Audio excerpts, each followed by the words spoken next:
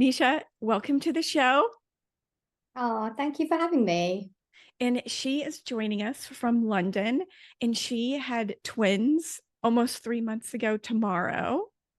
Yeah, so I'm Nisha. I was 43 when I was pregnant, recent mum of twin girls. My journey was through IVF, which I'm sure a lot of your listeners are going through. We tried naturally for about a year or so. I got married at the age of 41, and we decided that we definitely wanted to have children and started going through the initial consultations. And here I am a few years later with two baby girls, and I feel very blessed because I wasn't expecting twins at all. I love it. I think a lot of women can relate to your story of getting married in your early 40s, and now you take about a year to try, and then you're like, this needs to happen. That's happened to me. So I'm sure there's a lot of other women that can relate to your story.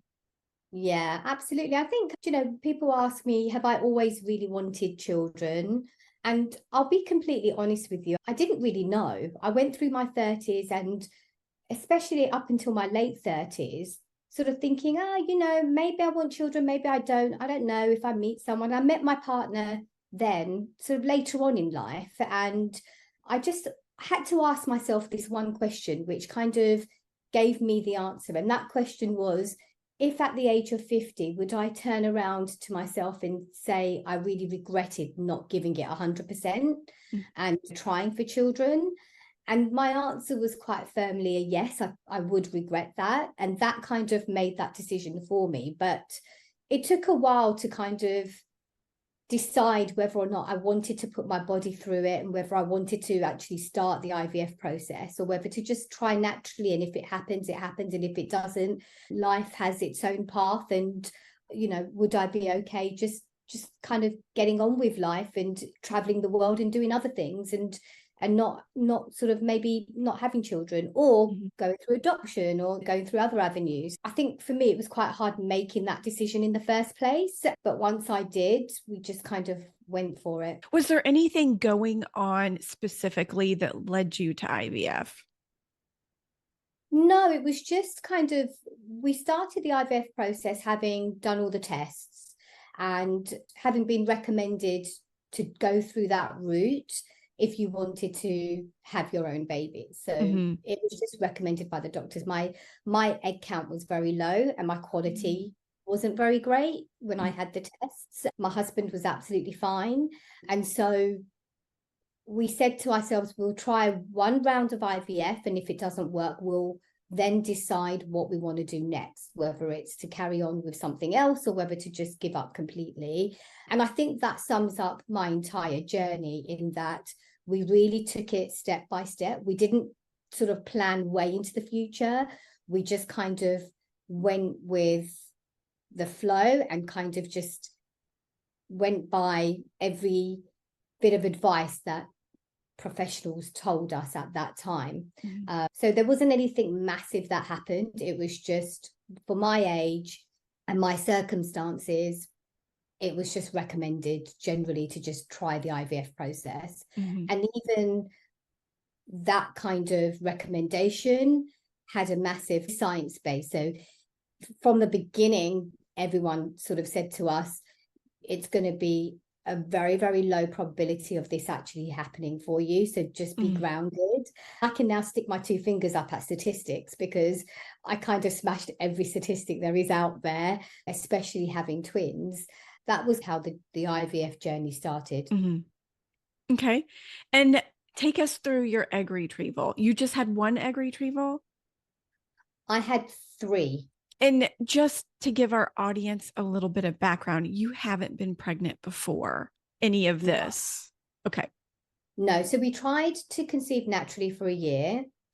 We then had our initial consultation in February 2021, where I think by that summer in 2021, we got the results of my eggs being low, and I had to have my fallopian tubes checked and just all the usual kind of checks that you have to go through. And then we started the egg retrieval in November in 2021. And we did 3 cycles of egg retrievals because I just wasn't producing enough for it to sort of be merged into an embryo, essentially. So we did 3 retrievals, and by the end of, I think it was around March, we had about 5 or 6 embryos. How many eggs did you get from the 3 retrievals? 7 eggs. Okay. Received, and we ended up with 2 embryos, 2 good quality embryos. Okay. But in between that, I had fibroids, so I had to go through a fibroid operation, and everything was delayed because of that, which meant that we didn't actually do the implantation until September last year, 2022. And how was that process for you? How did you feel? Very grounded. I never let myself go down the what if this happens and what's my life going to be like without children. We just didn't know, right? You listen to all of these stories about how you just need you just need the one embryo for it to work. And I just focused on that type of mindset, but I also knew that it may not work, and that's okay. No matter what, I'm going to be okay. There are so many other different options that we can pursue. And I guess I never let myself make being a mum the be all and end all to my life. I think by doing that, I just had my barriers up, and maybe it was just me protecting myself. But I felt that it was important for me to do that. It is an emotional roller coaster, but I was also very grounded because we just didn't know what the outcome was going to be. When you've got doctors telling you, oh, there's only like a 2% chance of this working, you kind of have to, on one hand, stay positive. On the other hand, you've just got to have your 2 feet on the ground and think, okay, well, maybe it's not going to happen. Let's just take it day by day. They gave you a 2% chance. Why was it so low? I think it was 2% chance of us carrying twins. I think the chances of me falling pregnant through the IVF process, with the number of eggs that I had and the quality of my eggs, etc., was still quite low. I think it was something ridiculous, like 10%. And obviously the age, it drops every year by a ridiculous amount when you look at the statistics. But yeah, I think the 2% was when they, when we were talking about potentially having twins. And by the way, we only transferred 1 embryo. So they didn't even talk to us about like having twins. I asked them that question and they were like, there's no point even talking about it, guys, because it's never going to happen. Like there's literally a 2% chance of it happening to you guys. So you can imagine how shocked we were when we went for our first scan and there were 2 heartbeats. That is my dream. So I really want to project this dream onto my experience. Absolutely. So, okay, you had your egg retrievals. You have 2 embryos. 2 in total at the end. I implanted the best one, and I didn't have a choice in terms of, do you want to implant 2 embryos or do you want to just implant the one? Because I think at the age of after 40, they don't recommend it. It's too risky for you. So I just had implanted the one, and then you've got to go through that waiting period, and you've got to do that pregnancy check, and I think you've got to do the check twice from what I remember. And I was pregnant after the first embryo transfer, so I was very, very lucky. You never feel like you can completely be overjoyed in that moment. You're always cautious. You're always a bit like, oh, but you don't know. We don't know yet. Let's take it day by day. Yeah. So did you take a pregnancy test before the doctor called with the results? And what was that like? So you take the test and then you go for blood tests, and then the doctors confirm 100% whether you're pregnant or not. So I had to inform them as to whether I was pregnant or not first initially, before then having the blood tests and getting it. They instructed you to take a pregnancy test at home. Yes, exactly. Oh, so what was it like? How did you feel taking the home pregnancy test? Well, it's really funny because I think I'm probably not the only one, but I think I bought a pack of 12 and I started doing the test like way early, when they say just don't do that because it could be false and you don't want to get your hopes up, etc., etc. So I didn't even tell my husband at the time, but I was like, I think for a week before, I was doing it every day just to see whether that line was going to be thick and blue. I fell pregnant quite early on, and it showed quite early on, but I still wanted to keep to their kind of dates, so I kept it to myself. I told my husband, but he was just not willing to get excited at all until it was that date where they say, take the test and see if you're pregnant. I did it on that day and it wasn't as clear as the days before. So I was like, oh my God, am I not pregnant now? Like, what's going on? And I got really upset and really anxious. And I was like, why did I do this? Like, I shouldn't have got my hopes up. All this time I thought I was pregnant and I'm not. And I got myself into such a state by doing it. But then I think I did it again and I got the blood test done and it was confirmed. Mm-hmm. And how was that call with the doctor? When they told us that we were pregnant, Mm-hmm. oh my God, like we were really excited. But again, it's really weird, isn't it? It's a feeling where you just you're excited, but at the same time, you're like, don't get too excited because you don't know what's going to happen tomorrow. Like, there's still a really low chance of this working. And yeah, we've come really far considering, but let's just kind of take it a day at a time. And I think the people around us, like we'd only told my parents and his parents, and they're quite overly sort of cautious as well. So nobody got too excited at that point. We were all just kind of hoping and praying that it would stick, essentially. Mm-hmm. As much as we were excited, we were just as much kind of like, this doesn't really mean anything just yet. Let's just kind of calm down and hope that this is the real thing. At what point did you find out you had 2 heartbeats? I think this first scan might have been at 6 weeks. I just said to my husband, look, we're going to be really blessed if we've got 1 heartbeat. Wouldn't that be great? But if it hasn't happened, if there is no heartbeat, it's okay as well. We've got another embryo.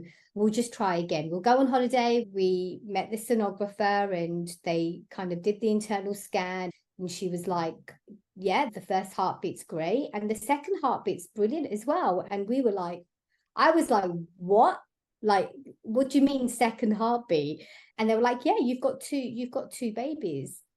And I just wouldn't believe her. I just kept saying to her, you've got it wrong. How long have you been doing this for? Like, you've got to just keep checking, like check again and again. And there was like an assistant there as well. And she was like, no, I've checked. We've all checked. You've definitely got 2 strong heartbeats there. Yeah, you're carrying twins. I looked at my husband and I've never seen shock like that before. And I think he probably felt the same way. And I remember walking out of the room and sitting down and I cried my eyes out, because for me, all these emotions started coming out onto the surface. And I kind of felt like, okay, I'm really excited. So I'm emotional because I just never thought that I could even be in this position. But at the same time, I turned around to him and I said, I'm only like 4 foot nothing, 5 foot nothing. And how am I going to carry twins? I don't even know if I can carry 1 baby. And what if it just doesn't work out for us? What if this is a bigger risk? Like, I don't know if I want twins. I don't know if it's going to happen. I'd rather have 1 than none. And he was like, we would have been blessed if we had 1. Like, we could have walked away from here with nothing and no heartbeat. We're doubly blessed by having 2. Let's just absorb that for a minute and be happy and excited about it for a minute. And that's when I was like, okay. I just kind of like, it sunk in at that point. We didn't sink in for a good like 2 weeks afterwards, but I just kind of calmed down. And I remember that whole evening, like the train journey, having dinner, we were just silent. We were like zombies. We were just looking at each other going, what? We just can't believe it. Mm-hmm. In complete shock. Yeah. And you're like, do we celebrate? Or, I think you're just kind of guarded with your emotions at that point. Yeah, absolutely. And we've been guarded from the beginning, right? Because like I said, we've been very, very grounded. And then to sort of hear that we've got twins and then getting your head around that and kind of, again, just that's the theme, I guess, in this conversation. It's like, you are excited, but you're also very kind of grounded and cautious at the same time. That's kind of how we continue to feel. Mm-hmm. It just became even more excited and even more grounded when you hear news like that. Yeah. And what were your symptoms at this point at 6 weeks? Nothing. I didn't have any symptoms whatsoever. I had no sickness. I was into my first trimester, and I had no morning sickness. I had no cravings. I was just normal. Like, you could ask my boss at the time, you would never have known that I was pregnant or that I was struggling.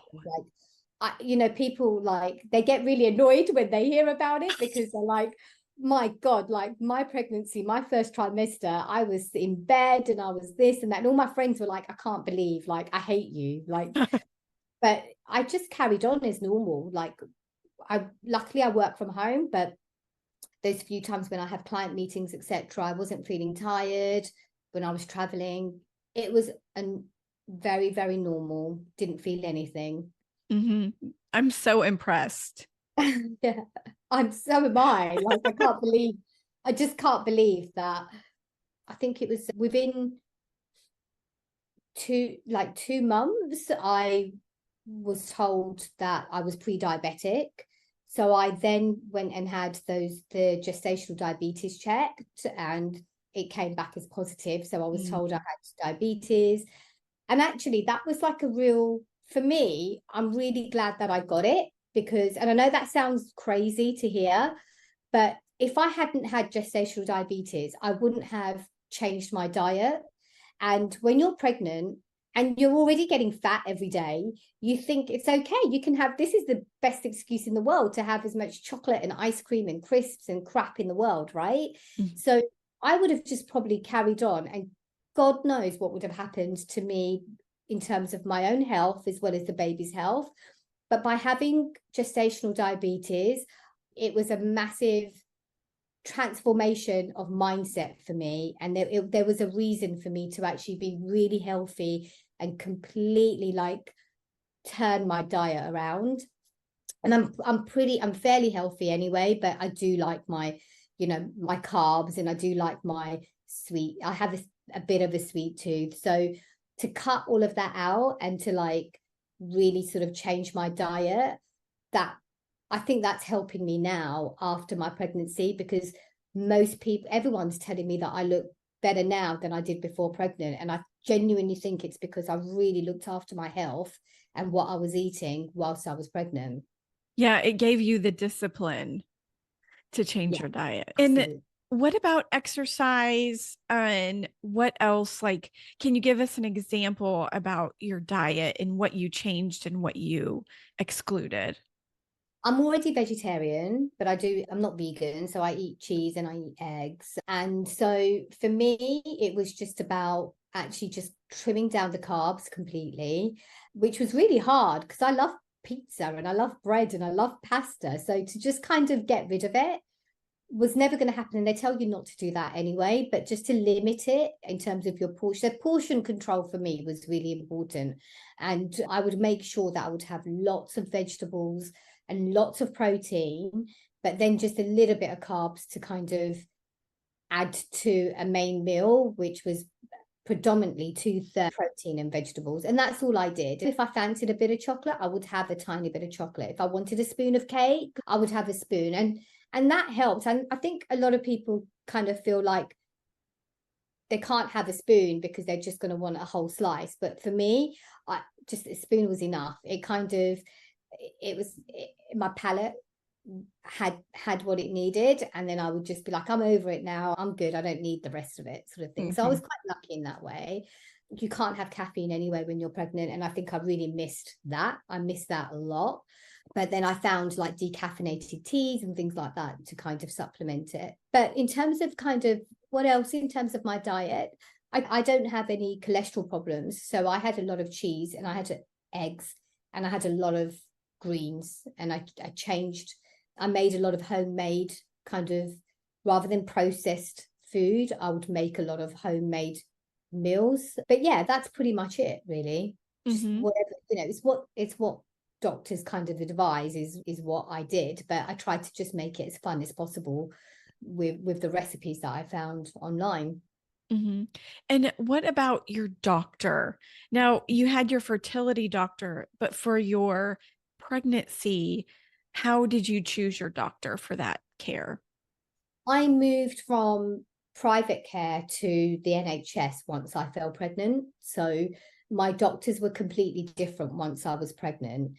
And I was extremely lucky. I was lucky with private, but you kind of expect that because you're paying a lot of money for private care. But once I moved over to the NHS, I chose a hospital that was specialized in neo sort of premature birth and sort of had very good reputation with their intensive care units for premature babies, just because there was a risk that me carrying twins, they were going to be premature. So I did a lot of research around that. I have a nephew who was born there and he was 3 months premature. So it was a bit of a no-brainer to choose that specific hospital. I don't know about the US, but in the UK, even with when you're pregnant, you can choose any NHS hospital, even if it's like 3 hours away, it doesn't matter. It just means that with your appointments, you've got to travel a lot. So most people just choose ones that are local to you. So we had one that it was only a 15-minute drive, but we specifically chose that hospital because of their NICU and their special baby care intensive unit and the reputation that it had. And then in terms of the doctors, they were phenomenal. Like, I cannot tell you how amazing they were. I think I just lucked out. I think also because of the journey that I was on, because I'm over 40, because I was carrying twins, because I had gestational diabetes, because I was 5'0". I think they just kind of put me on the high risk list anyway, and was just very much looked after because of that as well. Yeah. What else did you like in your doctors? Just how thorough they were and how many appointments they get. Like, so I had a scan. I think in a normal pregnancy, you have like 3 or 4 scans during your entire kind of pregnancy journey. Whereas with us, we had a scan every couple of weeks. And at one point, they were a little bit concerned that one twin was much smaller than the other twin. So they were a bit concerned about twin TTTS, twin transfusion syndrome. I can't remember what the other T is for. And that's essentially where one twin is basically getting more nutrition than the other one. So they had to really monitor me a lot more closely, but the smaller twin caught up. So we were quite lucky in that respect. But yeah, I think it was just the fact that they just monitored me very, very regularly with scans, and they just didn't take any risks with me whatsoever. And when did you find out that you had 2 girls? Was it in the transfer? Did you already know it was a girl?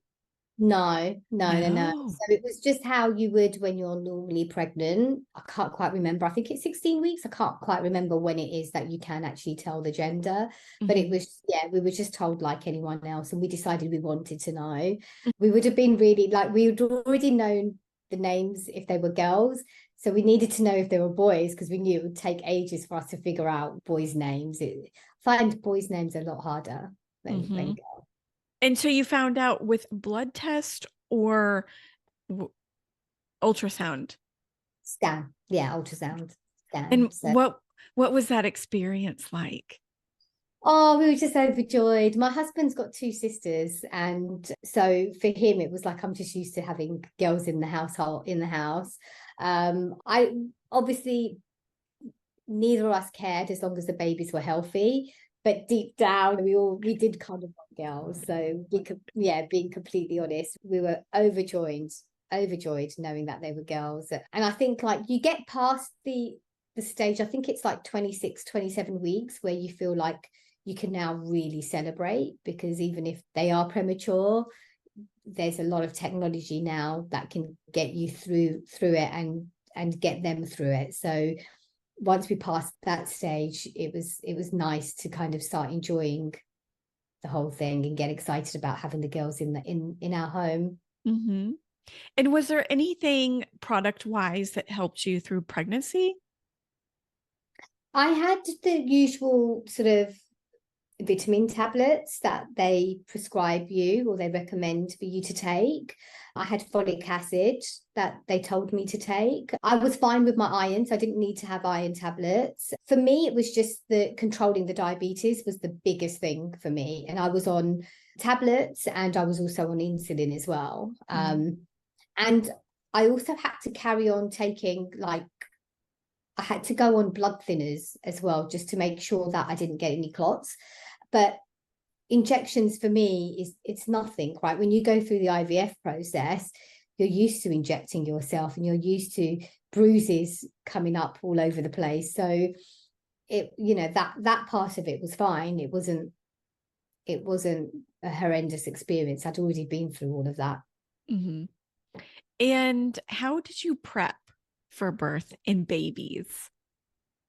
I listened to a lot. I took a lot of advice in, and I think the biggest advice that I was given was you can prep till you're blue in the face, but experience is going to be your experience and it can change last minute. And that's exactly what happened to us. So I'd made the decision that I didn't want, and I was recommended by my doctors to not actually go for a natural birth. It was way too risky for me. So I already knew that I was going to have a planned cesarean.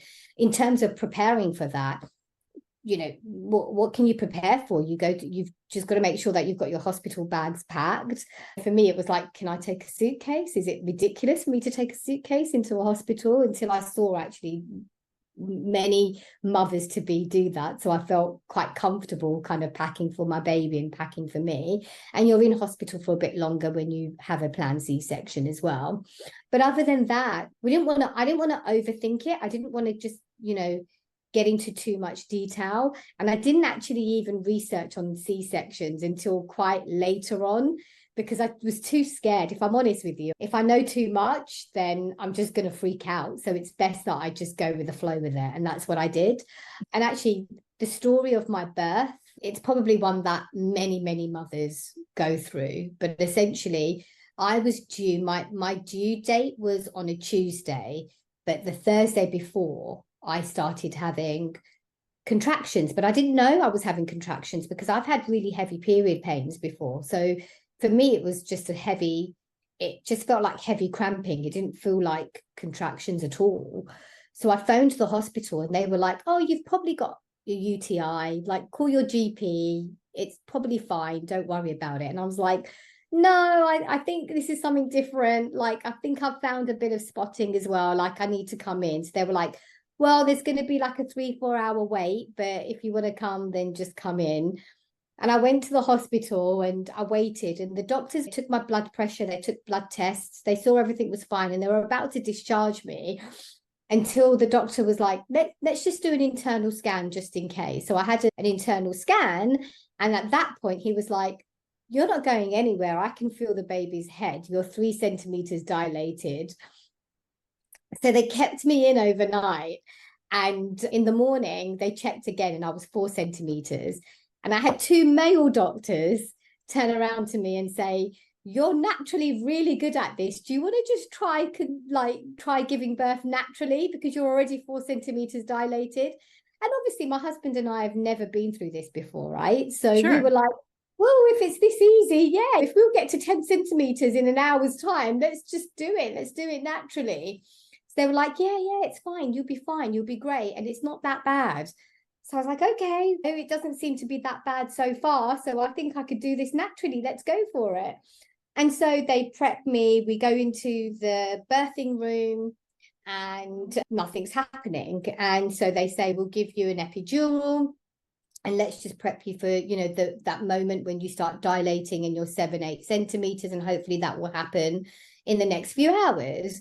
When you go through that epidural process, if you move a tiny bit, you can become paralyzed. And they tell you that from the beginning. So it's painful as it is. And then you're kind of really scared to move and you're going through pain. And it's just awful. It's such an awful experience. But you just, at the time, you just go with the flow and you just get on with it, right? You don't have a choice. Anyway, 12 hours later, nothing's happening. And they told me that I was distressed and the babies are in distress. And so they moved us straight on into the theatre room, and we had a C-section. And within 10 minutes, the babies were born, and we had a playlist, and the whole room was like a party. We had like Stevie Wonder's Isn't She Lovely playing in the background, and everyone was singing and dancing to it. And it was just a really, really beautiful experience. But I could have just gone straight into that experience. I didn't have to go through that whole, day and a half of like trying naturally beforehand. But yeah, that's kind of my story, which I wanted to share because, yeah, it kind of always makes people laugh when I tell them. Yeah, it's funny that you went into labor naturally, and then it was usually you don't have those stories that it's C-section, natural, C-section. It's usually the opposite. So you're laying on the table. Walk us through those last moments when your babies came out. Yeah, so my husband was with me at the time. It was all a bit of a blur. I was kind of quite high anyway, because I was just, give me the drugs, it's all good. I just want the babies to be okay, and I just kind of want to be okay. So I'm fine with whatever you want to give me. The doctors were so chilled out about the whole thing. It's like they've done it 1,000 times. They know what they're doing. They made me feel so comfortable. And the babies came out, and I could hear them crying, and they were born 1 minute apart. So I knew that they were okay, but then I could feel a bit of tension in the background, and I could feel my husband go quite quiet. So I knew something wasn't quite right as well.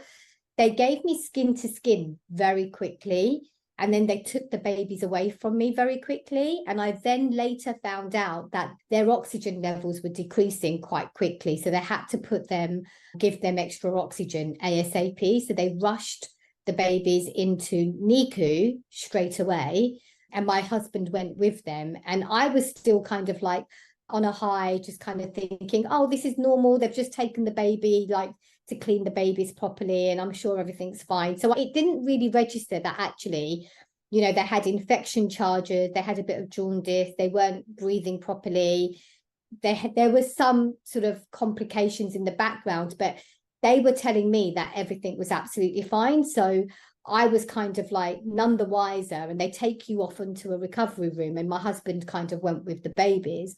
And in the recovery room, I started bleeding through my wee quite excessively. And so they were very worried about that. And for a good 4 or 5 hours, they had to constantly monitor that because my kidneys had stopped working. Well, I was still high on drugs, and I was just like, oh, I've just had skin to skin with my babies and they're absolutely fine. And forget about my bleeding, that will correct itself. And I just didn't know really what was going on. You're just kind of like, you're on drugs, right? And you're kind of on this other level where you're not thinking straight. So you're going with the flow, and you're just kind of making up reality in your head when actually something completely different is happening in the background, but you have no idea what it is. Anyway, long story short, they had to take me in for a CT scan and blood tests and everything very, very quickly. And everything was clear. So they just couldn't figure out what was going on. And within like 7, 8 hours, the blood started decreasing. And apparently what had happened is the babies had squashed my kidneys. And so it was just taking a while to correct itself and to go back to normal, and for my body to produce the water properly and get it working properly after the birth. So I was fine, and the babies were absolutely fine. They were, every single day they kind of got better and better and better. But that was kind of the birthing story and what happened after the birth. And when did you get to see your babies for the first time after your skin to skin? The next morning around, so I gave birth at midnight, and it was probably about 8, 9 o'clock when they were like, and they would have told, like, if I'd wanted to go beforehand, I could have gone whenever. They were literally next door, like in the ward next door to me, because I was sore and because I was delusional and on drugs and I was bleeding so much. They were more worried about me than they were the babies. And them telling me that actually reassured me, because for me, it was like, I will recover, I'll be fine as long as my babies are okay. And my husband was with them. So I was on my own, but I just kind of, I don't know what it is, but I just knew I'll be okay. I just knew I was feeling okay, right? Maybe it was just the drugs were helping me at the time. Yeah. But yeah, it was, and then I guess for me, the thing that people don't tell you is when you have a C-section, as soon as you've had the C-section, you think that you're absolutely fine because you are so heavily medicated. You literally tell yourself, if this is your recovery, if this is how C-sections work, then I don't know what the big deal is. Why do people go on about how the recovery is so hard, etc., etc.? But what you don't realize is that the drugs wear off. And once the drugs wear off, like 24, 48 hours later, it is hard. You've had major surgery. So one of the biggest advice that was given to me, and I will always give to anyone else that has to go through a C-section, is take the drugs. Keep having the drugs. Don't think after 24 hours you're going to be fine and you're on the route to recovery, because it was your birthing drugs that was keeping you going for 48 hours afterwards. Just keep taking whatever they give you, because if you don't, it's so much harder and it's really painful. Mm-hmm. And how was taking the girls home? How was that experience? Oh, it was just they were in hospital actually for 10 days afterwards. Okay, so you were already released. I was released 3 days later, but they allowed me to stay with the girls. They literally give you like a pull-up bed, which I couldn't even lay on because my back was killing me. I was sleeping on an armchair next to them. And I think at one point, within those 3 to 10 days, I cracked and was like, I can't take this anymore. And they forced me to go home to rest at home. But pretty much every night I was there with the babies. And actually, the joy of taking them home was, one thing. But even before that, the one thing that I want to really kind of, talk about is how hard it is when you have newborns and you have no idea what to do, and how important it is to just really get that advice and learn. And for us, them being in NICU enabled me to actually get that one-on-one advice from 7, 8 nurses and midwives that were on various shifts, and they gave me so much knowledge. I was in baby school for 7 days because they showed me how to breastfeed, they showed me how to just feed via the bottle. They showed me everything, how to get them to sleep, how to change nappies, everything. And I will always be grateful for that. And so by the time I got home, I felt a lot more confident than I would have if we'd just gone straight home. Mm-hmm. And how was your breastfeeding experience? So it was tough. I produced colostrum at the beginning, and after that, I just stopped putting pressure on myself. So my babies were only breastfed like as a top up for about 3-4 weeks after they were born. And then after that, I literally just gave up and just said to myself, I don't care if I can't breastfeed. I'm not putting myself through it with twins. I'm not going to give myself a hard time. I would rather they are fed, full stop. Sure. So they are healthy babies. Like they're doing extremely well weight wise.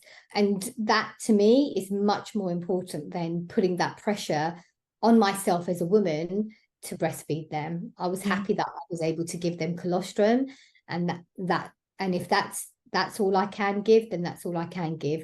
I want them to see a happy mum. I don't want them to see a mum that's constantly stressed and anxious. And then I genuinely believe that they would have felt that if I carried on breastfeeding. I'm a big advocate of go with the flow with it and don't put any pressure on yourself. And if that means you've got to stop breastfeeding to feed your babies, stop breastfeeding. It's okay. Did you find it painful? Was that the challenge?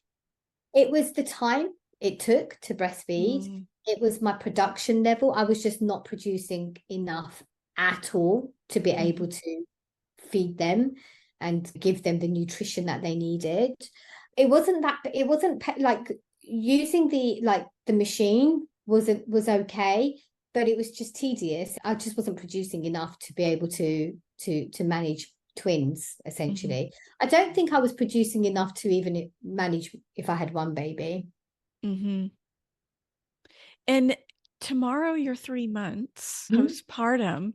How Yeah. have you been mentally these past 3 months? I think now I'm beginning to get into the rhythm of things. Yeah. She has a very big smile on her face, even though you Oh, can't see. I love yeah. it. It's just been so beautiful. We've been through a journey, right? We've been through IVF, and we never thought that we'd be able to have one. Even through the journey, we were like, let's not get too excited. We've got two healthy embryos. We don't know if one's even going to stick. Like, so for us to now celebrate 3 months of having twins, I don't even think it's sunk in yet. And when you asked me that, I'm like, how's the last 3 months been? It's been absolutely incredible, because every day, even those tough days where I've had, like, for 2 months, I'd had like 2 hours sleep a night, I didn't complain once, because for me, it was like, there are mums out there who would die to be in my position. I don't have the right to, like, yeah, of course I was tired. Of course I had my moments where I'm like, oh my God, this is really tough. But I've never complained, and I've always been so grateful. And I genuinely, from the bottom of my heart, have been living like that since they were born. I can't, it's just been incredible. It really has. I feel like I was born to be a mum. I feel like I have purpose in my life, even more purpose. I've always had purpose. And I feel like the last 3 months, every day I've woken up with this same smile, even with the lack of sleep, even with the vomit down my tops, and the random outbursts and the craziness that mumhood brings with newborns. I love it. Is there anything else you want to share about your pregnancy or birth? I guess in terms of my pregnancy and birth, I think just in terms of the IVF journey and the, being plus 40, I think it's just the kind of the importance of, like, having that hope, but also know that if it does happen, always be grateful, because there are so many women that have gone through what you've been through and it hasn't worked for them. And I think for me, gratitude is the most important thing. And I think in terms of just kind of the emotional roller coaster that you're going to go on if you're going through the IVF process, mentally, physically, it tests your resilience for sure, but you will be okay. And for me, it was manageable, even though there were moments where it was really tough. And I think just telling myself I'll be okay no matter what really helped me through it. And knowing that it's okay to be excited, but it's just okay to also be very grounded is probably one of the key things that I remember from that process. If you're blessed to be pregnant, enjoy the morning sickness if you have it. Enjoy every moment of it, because these are all just great things. You've worked really hard to even get to this point, right? And I hope that everyone listening to this is blessed with my story and has a similar story to share. And Nisha, you have one more embryo left. Tell us, do you have plans to have more kids in your 40s? No. Okay. No, I have actually, like, kept the embryo. It's in storage. I don't really know what to do with it. I think we've got to make a decision this time next year as to whether we want to carry on, like, want to keep the embryo or not. It feels weird getting rid of it, if I'm honest, and I'm not ready to kind of make that decision.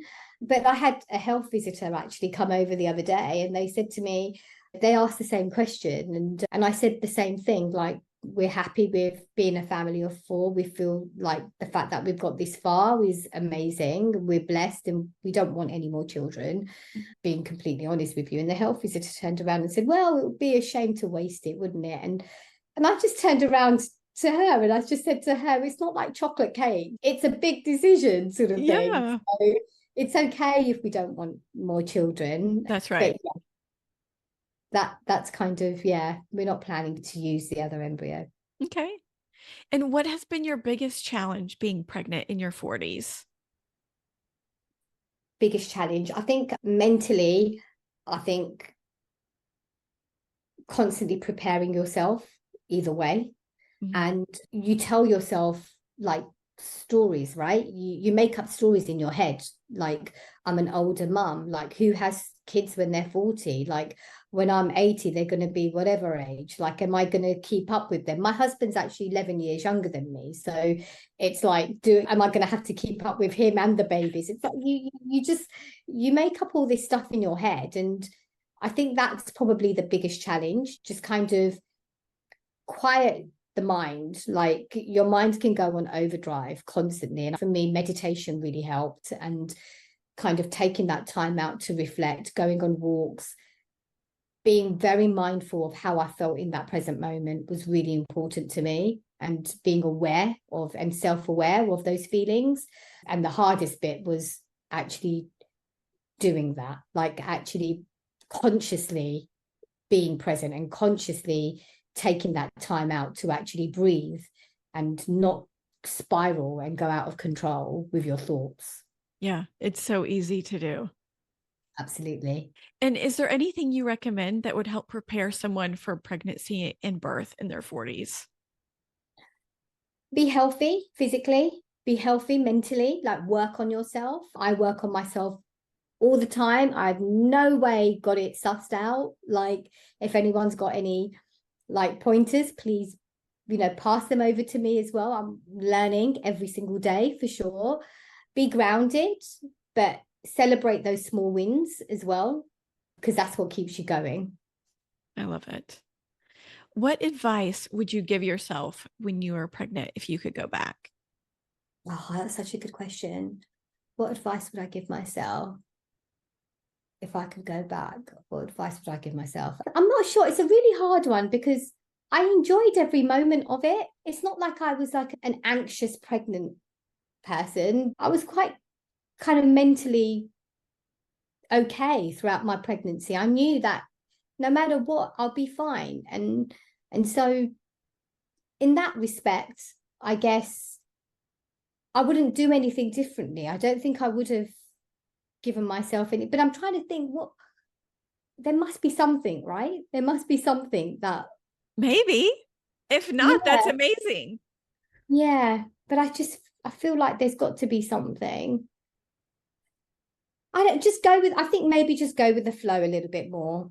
I think one thing that I did do was kind of think a little bit into the future too much. Like I would fast forward like 2 years from now and be like, oh my God, I need to like sort all of this stuff out for our, if we're going to have babies. Like, what am I going to do with my career? What am I going to do with like having a bigger house and all of that? And I think it's just be a little bit more, I guess it would be just be a little bit more present. Mhm. That's a good one. And Nisha, given your experience with IVF twins, what do you say to that woman in her 40s trying to have a baby? If it's something you really want, don't give up hope. But again, be grounded. Know that you're going to be okay no matter what. You're only human. And the other thing is also, you can put 100% into everything. You can try all the vitamins. You can go through IVF. But there is an element of luck. There is an element that you cannot control.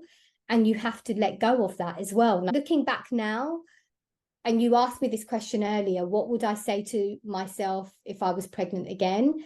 It would be just let go more. Like, don't hold on to the idea of it as much as I did. Like, be okay with, I'll be okay. And remember that you can only control so much. It's like, I guess it's like, when you're studying for an exam, right? Like, you can study really hard, but then that's all you can do. The rest is up to whatever's going to happen is going to happen, right? Mm-hmm. So I guess, yeah, that's kind of what I would probably say to myself a lot more. And probably those who are kind of trying for babies and want twins, I'm a great example of it happening, and it can happen to you guys as well. And I really, really hope it does. But I also remember me saying to myself, if it doesn't happen, I'll be okay. It'll be okay. I love that. And where can we connect with you online? So I am on Insta. I'm fairly new to Insta, by the way, but I'm loving it. You can see me and my family on my Insta handle, which is the Vyas Josephs. Vyas is my surname, Vyas, and Josephs is my husband's surname. Vyas Josephs is where you can find me. I hope to connect with all of you guys. And yeah, if anyone's got any questions about IVF, about pregnancy, just feel free to DM me. I'm more than happy to share my story. Perfect. I love your story. Nisha, thank you so much for sharing. Oh, my pleasure. Thank you for having me. I really appreciate it. And good luck, everyone.